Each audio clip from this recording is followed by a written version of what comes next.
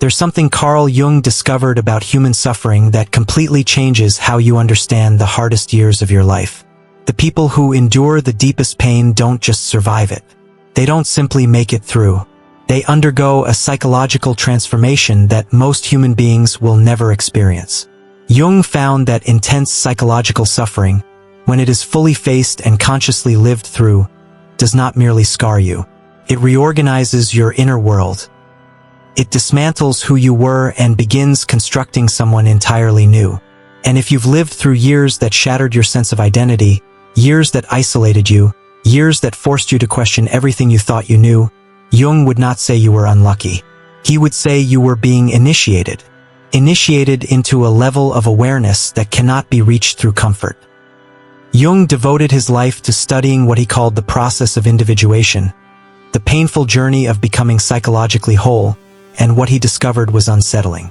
Every person who reached deep psychological maturity passed through a period of inner darkness, without exception, not as a mistake, not as a detour, but as a requirement, which means your hardest years were not random. They were formative. They were shaping you for something you may not yet be able to see. And what comes next will begin to reveal why you had to walk through everything you did. Carl Jung discovered something unsettling about the human psyche that most people never realize, and that is that the psyche does not evolve through happiness, safety, or comfort. It evolves through crisis. Real psychological growth begins at the moment your old identity can no longer contain your inner reality. This is why your hardest years did not simply feel painful. They felt disorienting, destabilizing, and identity-shattering. You were not just losing situations, relationships, or stability. You were losing versions of yourself. Jung observed that when a person enters a true transformation, the first phase always looks like collapse. The structures that once held their personality together begin to dissolve. The beliefs that once guided them stop working. The goals that once motivated them start to feel empty, and the ego interprets this as failure. But from a deeper psychological perspective, something very different is happening. The psyche is attempting to reorganize itself at a higher level of complexity. In simple terms, the person you were was too small for the person you are becoming. And nature's solution to this problem is not gentle. It does not politely ask you to grow. It creates pressure until growth becomes unavoidable. This is why Jung said that neurosis, depression, and existential crisis often appear right before major psychological development. They are signals that the old personality structure is no longer viable.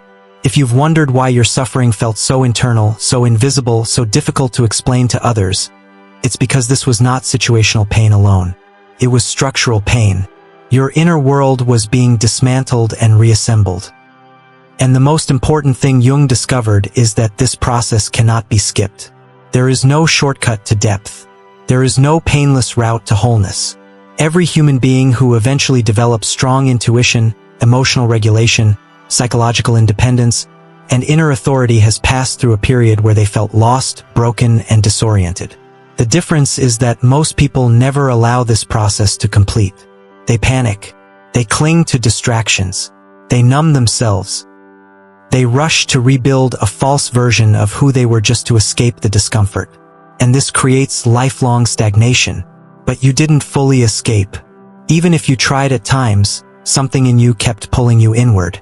Something in you kept refusing shallow solutions. Something in you sensed that returning to who you used to be was not possible.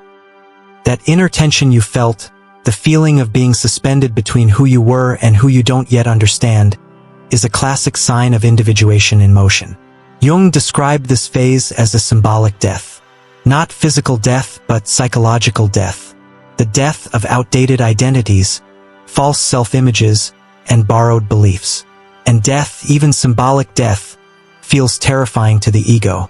The ego experiences it as annihilation, but the psyche experiences it as necessary pruning. Imagine a forest where old trees must fall so that sunlight can reach the ground and allow new growth. From the tree's perspective, falling is destruction. From nature's perspective, falling is regeneration. Your psyche operates the same way. When your old identity collapsed, it was not because you failed. It was because that identity had reached its developmental limit, could not take you further. This is why your suffering felt prolonged. Quick pain is usually situational. Deep pain is evolutionary. It lingers because it is reshaping foundational layers of personality. You were not being punished by life. You were not being singled out.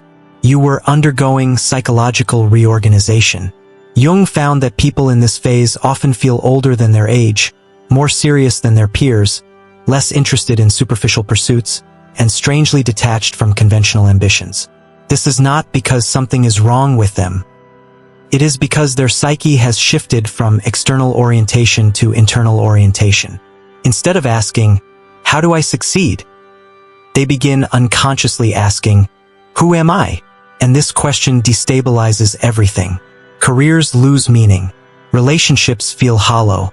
Social games feel exhausting. Because the psyche is no longer satisfied with surface-level identity. It wants essence. And essence cannot be built on borrowed roles.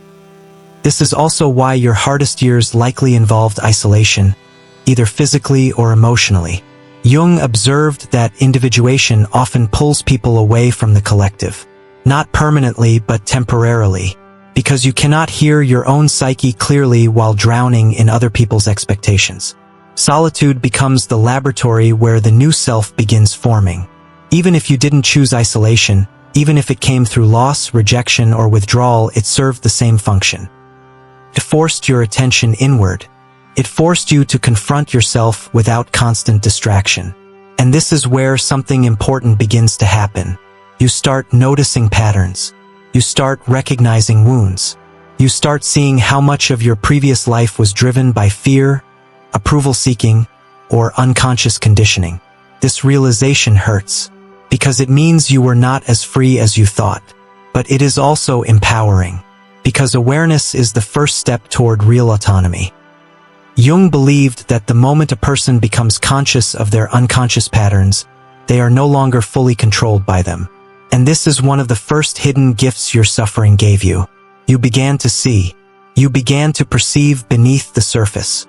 You began to sense when something was false, misaligned, or empty, even if you couldn't yet articulate why.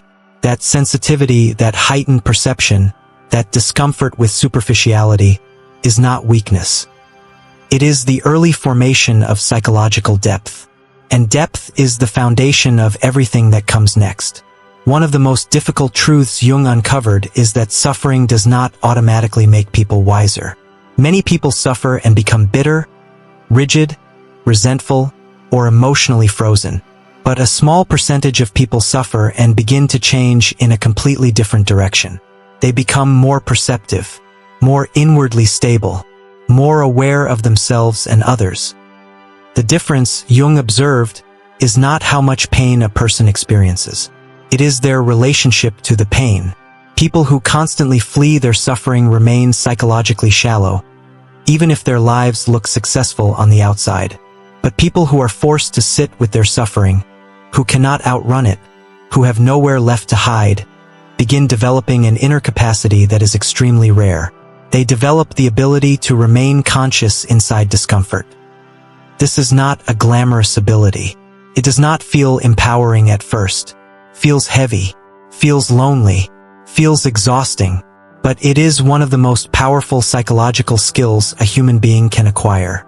Because the person who can stay present inside pain without collapsing or escaping gains access to deeper layers of the psyche. Jung called these deeper layers the unconscious. And within the unconscious live both the shadow and the undeveloped potentials of the personality. The shadow is not just your darkness. It is everything you were never allowed to become. It is your suppressed anger, your suppressed strength, your unexpressed needs, your buried desires, your denied boundaries. For many people, these parts remain buried for their entire lives. But intense suffering cracks open the psyche. It weakens the rigid control of the ego. And when that control weakens, the shadow begins to surface. This is why your hardest years may have included emotional volatility, intrusive thoughts, unexpected rage, grief that felt bottomless, or sudden realizations about yourself that were uncomfortable. You were not becoming worse. You were becoming more honest. Parts of you that had been silenced were demanding recognition. Jung believed that psychological health does not mean eliminating the shadow. It means integrating it. Integration means you become aware of these hidden parts, you stop projecting them onto others, and you learn how to consciously relate to them. This is a long, uncomfortable process, but it produces a person who is no longer naive about themselves. And a person who is not naive about themselves cannot easily be manipulated, gaslit, or controlled. This is another hidden gift of your suffering. You likely learned, through painful experiences, that not everyone is who they present themselves to be. You learned that charm does not equal integrity. You learned that promises do not equal character. You learned that words and actions often diverge. These realizations are disillusioning. They can make the world feel darker. But Jung would say they are actually bringing you closer to reality. Illusion is comforting. Reality is sobering. But only reality gives you true power. As your illusions about others collapsed, your illusions about yourself likely collapsed too. You may have realized how often you abandoned your own needs, how often you tolerated mistreatment, how often you silenced your intuition to keep peace. These realizations hurt because they confront you with your own participation in your suffering. But they also return agency to you. If you were not merely a victim of fate, if you had patterns that contributed to your pain, then you also have the capacity to change those patterns. This is where real empowerment begins. Not with positive thinking, not with motivational slogans, but with brutal self-honesty.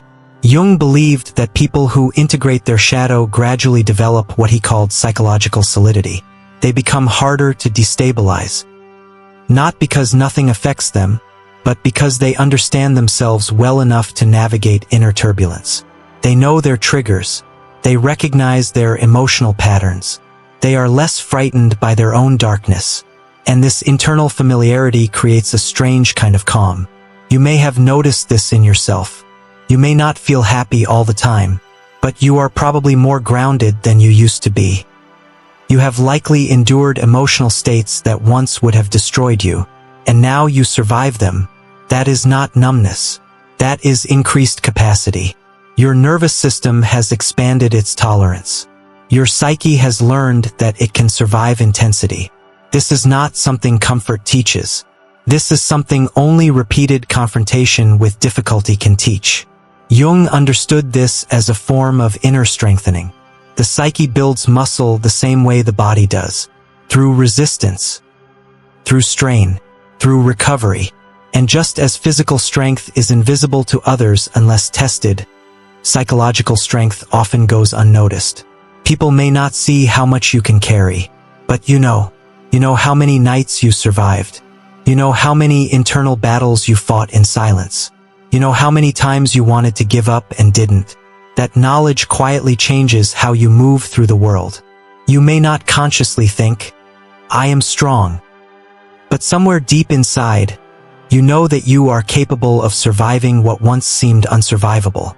And that knowing becomes the foundation for everything that follows. As this inner strength develops, something else begins to emerge that Jung considered one of the most important outcomes of deep suffering. A shift from external authority to internal authority. Earlier in life, most people unconsciously organize themselves around outside structures. They look to society, family, culture, religion, or peer groups to tell them who they should be, what they should want, and how they should live. This is normal. It is part of early psychological development. But prolonged suffering tends to break these external reference points. When you followed the rules and still suffered. When you did the right things and still lost. When you trusted authority figures and were still betrayed. The belief that external systems will save you slowly collapses. At first, this collapse feels terrifying, because the illusion of external protection is comforting. But its loss forces the psyche to turn inward. And inward is where real authority is born. Jung believed that individuation only truly begins when a person stops unconsciously outsourcing their identity. When they stop asking, who do I need to be accepted? And start asking, who am I when no one is watching? Your hardest years likely pushed you into this question whether you wanted it or not. You may have felt lost, directionless, unmoored. But underneath that confusion, a deeper realignment was occurring. You were slowly being disconnected from false motivations, from chasing approval, from living according to other people's expectations, from building a life that looked acceptable but felt empty. This disconnection is painful because it strips away certainty before it provides replacement meaning. It is like being forced to release the shore before you can see land on the other side. But Jung understood that this is the only way a person ever discovers their authentic values. Not values inherited from parents, not values absorbed from culture, but values that arise organically from one's own nature. This process takes time because authenticity cannot be downloaded. It must be uncovered, layer by layer, through lived experience, through trial and error, through disillusionment, through noticing what drains you and what quietly sustains you, through paying attention to what feels false and what feels strangely alive. You may not yet have language for your true direction, but you probably already sense what is no longer right for you. That alone is significant progress. Many people spend their entire lives ignoring that signal. Another shift that often happens during this stage is a deepening relationship with solitude. Not necessarily because you want to be alone, but because superficial interaction becomes intolerable. Small talk feels empty. Performative socializing feels exhausting. You may crave fewer connections but more honest ones. Jung saw this as a sign of descending from persona-level living into soul-level living. The persona is the mask you wear to function in society. The soul is the private inner reality that contains your real emotional and psychological life. Your suffering likely weakened your attachment to your persona. You stopped caring as much about appearances. You became less interested in impressing, more interested in being real. This is not social dysfunction. It is psychological maturation. A person who no longer needs constant validation is beginning to root themselves internally. And internal rooting changes everything. It means your sense of worth is no longer entirely dependent on external feedback. You may still desire connection. You may still feel loneliness, but you are less willing to betray yourself to avoid it. This is a crucial threshold. Jung believed that once a person crosses this threshold, they cannot fully return to unconscious living. They have tasted a different way of existing, a way that is quieter, heavier, but far more honest. And honesty, even when uncomfortable, creates alignment. Alignment between your inner world and your outer choices. That alignment is the beginning of a life that feels like it belongs to you, not a life that merely looks acceptable to others. And this shift, although subtle, is one of the clearest signs that your suffering has already begun paying off, even if you cannot yet see the final form it will take. As this inner alignment strengthens, Jung observed another transformation that often surprises people: a growing comfort with uncertainty. Earlier in life, most people crave predictability. They want clear timelines, guaranteed outcomes, and stable narratives about where their life is headed. This desire is not shallow. It is rooted in the ego's need for control. The ego feels safe when it can label, categorize, and forecast. But your hardest years probably destroyed your ability to rely on predictable stories. You made plans that collapsed. You trusted paths that disappeared. You invested energy into futures that never materialized. At first, this feels cruel. But psychologically, something important is happening. The psyche is being trained to operate without false certainty. Jung believed that genuine growth requires learning to live inside open-endedness, because reality itself is fluid. When a person becomes too attached to fixed identities and rigid expectations, they become brittle. They break easily when life deviates from the script. But a person who has repeatedly survived unpredictability develops flexibility. They learn that not knowing does not equal danger. They learn that emptiness is not always absence. Sometimes it is space. Space for something new to emerge. This is why you may now feel less desperate to control outcomes than you once did. You still care. You still desire stability. But you are no longer clinging with the same frantic intensity. And this shift quietly increases your power. Because the person who can remain grounded while unsure has an advantage in almost every domain of life. They are harder to intimidate, harder to manipulate, harder to destabilize. Jung saw this as a form of psychological sovereignty. You are no longer organized entirely around external circumstances. Your center of gravity has moved inward. Another capacity that begins to emerge during this stage is symbolic perception. Instead of experiencing events only at surface level, you begin sensing underlying patterns. You notice repeating themes in relationships. You see cycles in your behavior. You recognize how certain types of situations keep appearing until a lesson is integrated. Jung believed this pattern recognition is a natural function of a more conscious psyche. It means you are starting to perceive life as a meaningful process rather than a random sequence of accidents.